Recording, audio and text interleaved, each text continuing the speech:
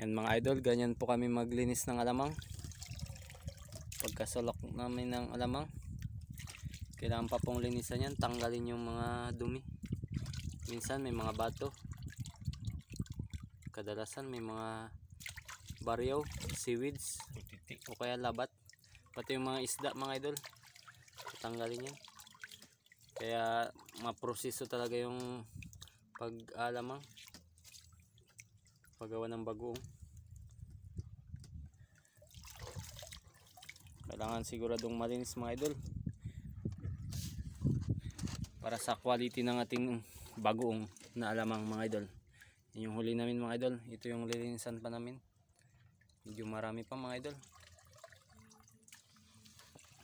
Ito na yung nalinisan mga idol. Yan sikreto namin mga idol, kaya may quality yung bagoong alamang namin, malinis. Nakikita kasi yan mga idol sa caterpillar kung madumi yung alamang, kung may mga itim-itim o yan, may mga bato.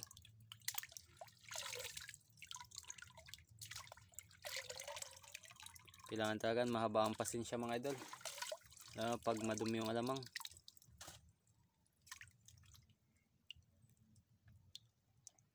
Salamat sa panonood mga idol.